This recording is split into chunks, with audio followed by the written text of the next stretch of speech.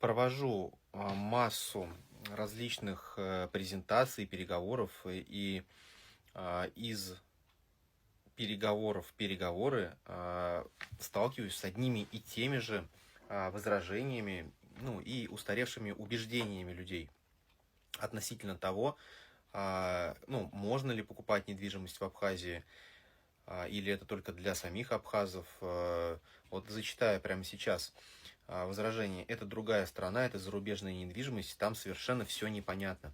Вот. Вообще непонятное законодательство, сколько раз было так, что все забирают и выгоняют людей.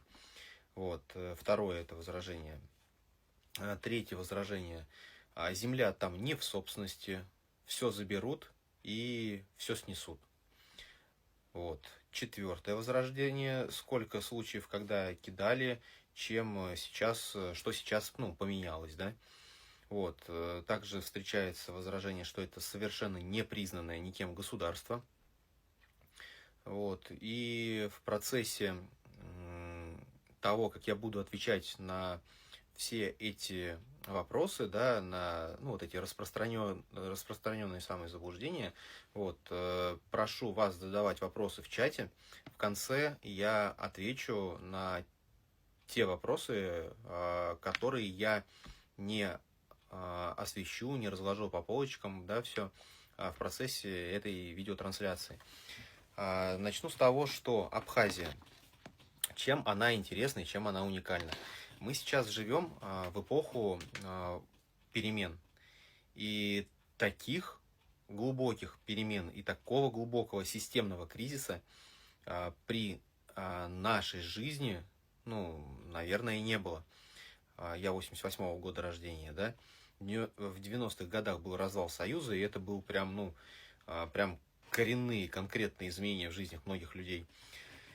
И с тех пор ничего подобного не происходило. Если смотреть на 90-е годы, да, и на положение российского государства в 2025 году, в настоящее время, да, это ну, небо и земля. И, ну,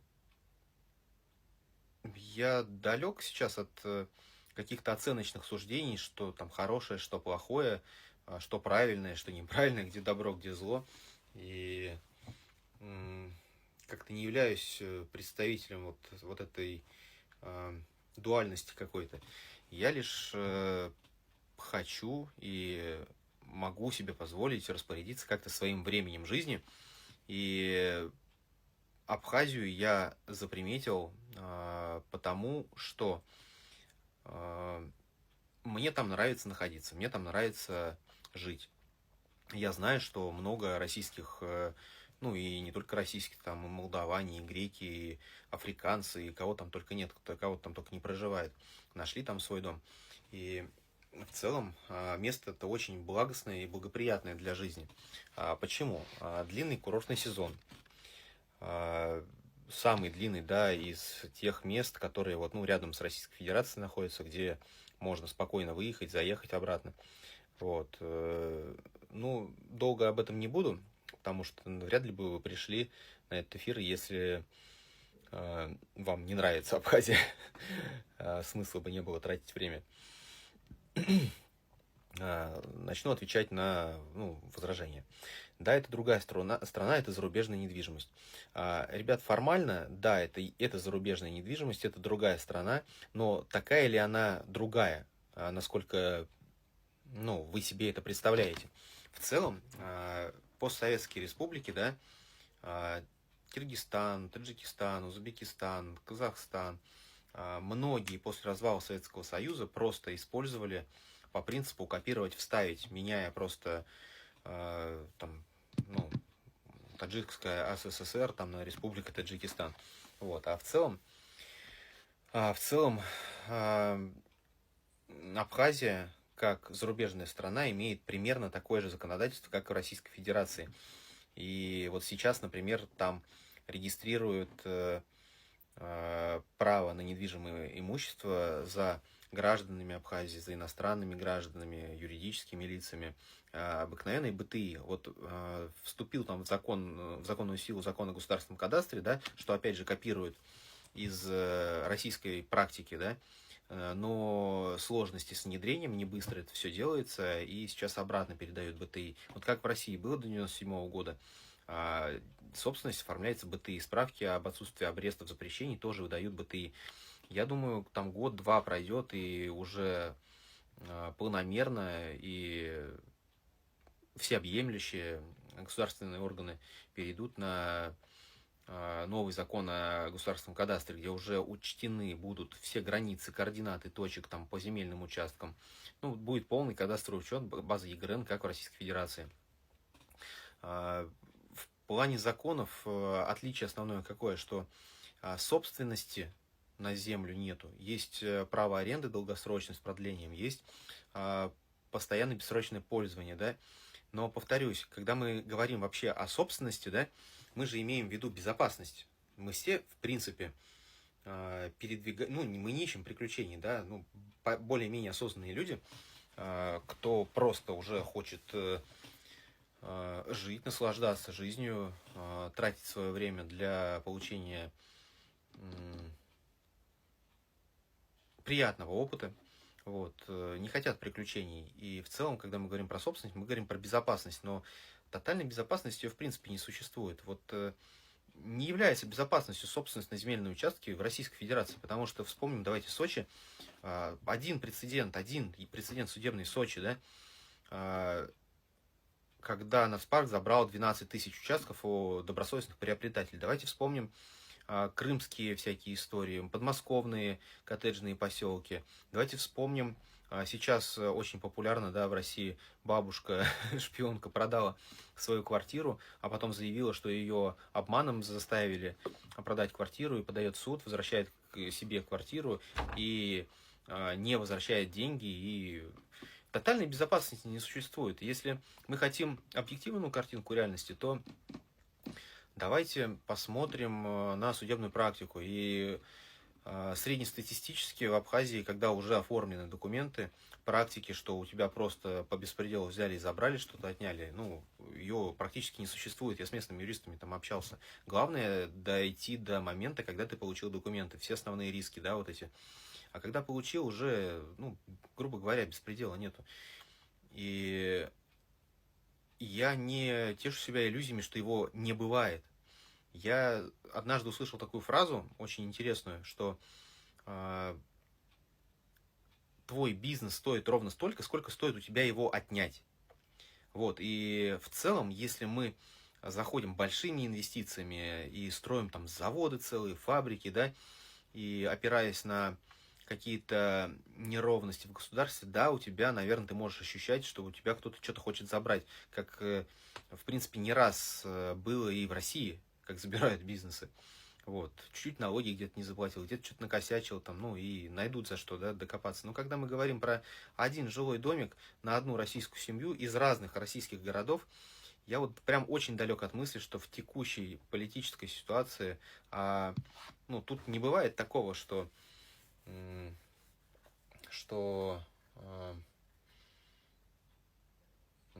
у государства, у граждан там России, да, где-то в Германии, во Франции, в Бельгии где-нибудь, да, что-то забрали, и это же, ну, это же просто на десятилетия испорченные отношения между государствами. А в Абхазии вы находитесь в рублевой зоне. Абхазия — это бывшая Советская Республика. Я очень далек от мысли, что может быть какой-то беспредел. Правда. С многими я пообщался. Там ведь семей, которые переехали и в 90-е, в 2000-е, 2010-е, огромное количество семей, которые переехали, купили себе дома и живут себе спокойно. Никакого беспредела по отношению к ним, в принципе, нету. Когда правильно оформились. Но неправильно не надо оформляться. Там есть жилая недвижимость, запрет на жилую недвижимость, он существует. Вот. И покупать жилую недвижимость, оформлять ее на абхазов, да, например, не надо. Оформлять жилую недвижимость по доверенности на себя тоже не надо. Чтобы на тебя написали какое-то завещание, да, тоже не надо. Это грозит потерей недвижимости. Наша схема, ну, приобретения, да, коттеджей, строительство коттеджей в нашем поселке, она полностью проработана юристами, и там абсолютно безопасно. Вот. Вообще непонятное законодательство, все заберут и выгонят. Ну вот я тоже вот сейчас плавно перешел и ответил уже и на этот вопрос. Непонятное законодательство, все заберут и выгонят. Все понятно. Все там понятно. Кому непонятно, пишите в личку, созвонимся, я все расскажу. Нежилые помещения гражданин России может купить просто по паспорту. Вот. И пользоваться своим нежилым помещением. Вот. Это дом для ведения бизнеса. Вот. Для личного отдыха, краткосрочного, длительного отдыха. Вот. До 90 дней выехали и вернулись обратно, заехали. И это все без виз. По поводу того, что земля не в собственности. В принципе, все заберут и снесут. Я тоже об этом уже только что рассказал, что значит, что земля не в собственности. Вот. Тоже, я думаю, ну, здесь не должно быть никаких иллюзий. Собственность не равно безопасности, как и постоянно бессрочное пользование землей, да, тоже не значит, что это однозначно небезопасно. Вот. Ну, как-то так. Теперь, сколько было случаев, когда людей кидали, чем мы уникальны? Что поменялось? Очень хороший вопрос. Тоже есть на него ответы. Смотрите, основные случаи, когда происходил какой-то конкретный беспредел по отношению к гражданам России, иностранным гражданам, да, в Абхазии, это было до 2023 года.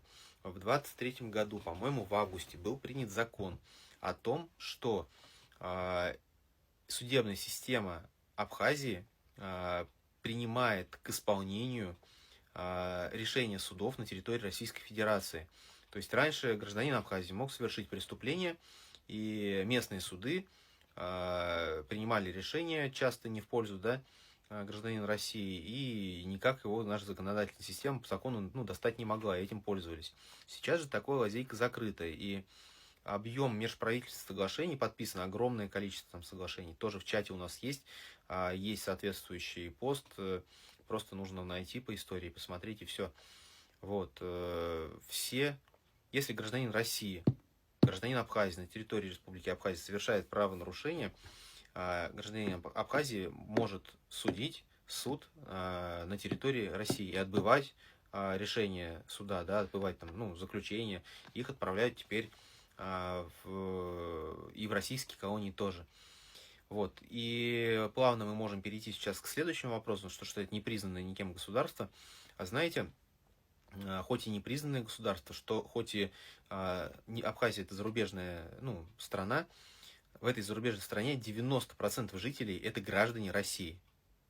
Вот как вы считаете, если 90% населения определенной территории это граждане страны, можно ли, ну, утверждать, что это совершенно другая страна? Я думаю, нет.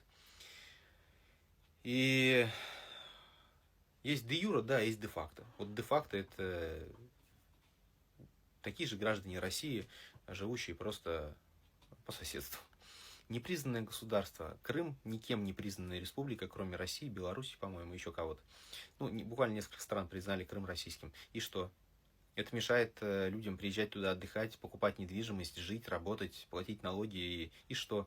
Сейчас мир в такой турбулентный период продолжает жить, взаимодействовать друг с другом. Вот. Я не знаю, через 2-3 года все страны мира будут как-то в своем мнении относительно там, что признавать и что не признавать. Вот. В принципе, Россия признала Абхазию еще в 2008 году как независимое государство. И, как я уже сказал, есть масса межправительственных соглашений, которые подписаны и которые работают. Вот. Россия сейчас реализует большое количество инфраструктурных проектов, участвует в усовершенствовании системы государственного управления в Абхазии. Я удивился даже, когда летом этого года Министерство экономического развития, по-моему, доложило о том, что план сбора налогов по республике за 2025 год выполнен был в середине года уже. Совершенствуется система налогового контроля, и в целом республика развивается. Край очень благостный, благодатный. то, что в ближайшее время, вот попробуйте сами, задайте сейчас вопрос любому яишке, там, DeepSeek а, или чат GPT, да, и спросите в эпоху перемен вот сейчас, на какие активы стоит делать основной упор при распределении денежных каких-то моментов, да, своих, ну, какие-то, куда распределять активы, что будет ценным в ближайшие 5-10 лет, с доходностью там от там, 20 до 80 в год будет расти земля. А особенно традиционно народ мигрирует в теплые края. Все больше и больше людей. Это устойчивый тренд. Люди переезжают жить туда, где тепло, полезно, солнечно, где есть море, горы, реки, где просто жить приятное, качество жизни зависит же от ну, качества окружающей среды, от того, что ты кушаешь, что ты пьешь, с чем ты сталкиваешься своим вниманием каждый день. Вот. И в целом на первом месте была земля. Вот. А мы сейчас занимаемся тем, что создаем, сейчас у нас старт продаж и набираем на первую очередь строительство клиентов. Вот. И сейчас старт у нас будет, когда соберется 15 человек. Вот. 4 у нас пока уже, ну, у нас уже есть. Вот. И ждем действий, ждем решений. Как только соберем первую очередь, начинаем строить. По поводу концепции я тоже уже много раз рассказывал. Да, основные моменты по нашему поселку — это качественное комьюнити, качественное окружение, самое важное, да, высокая степень самодостаточности поселения, это автономное электроснабжение, своя водичка, своя еда, вот, и своя инфраструктура, третья. Инфраструктура в каком смысле? Залы для занятий спортом и практиками. Знаете, это даже ну, что-то в виде поселения, экопоселения с ретритами, йога, медитации, спорт, правильное питание, уход за садом, фермерские продукты по соседству будут производиться нашими жителями, с которыми тоже уже своя рыба, свой пруд. Вот, и локация очень хорошая, там 10 минут до аэропорта, 10 минут до моря. Вот, то, что будет ценно в ближайшие 10, 20, 30 лет, это, ну, это настоящие истинные ценности. Поэтому приглашаем всех связаться со мной лично, получить ответы на вопросы, которые не были заданы еще, да, вот, посмотреть юридическую памятку, схему сделки и все такое, и приблизиться на еще один шаг, на 2, на 3 шага к своей мечте. Вот, наверное, недавно мне мысль такая в голову пришла. Для чего нам вообще все это нужно? Вся вот эта движуха, работа, нервики всякие, зачастую бессмысленные, если по итогу всего этого мы не сможем себе позволить, себе и своей семье, своим детям, получить уголок у моря, в теплых краях со своим мандариновым, апельсиновым садом, хурма, лимоны, инжиры, все такое.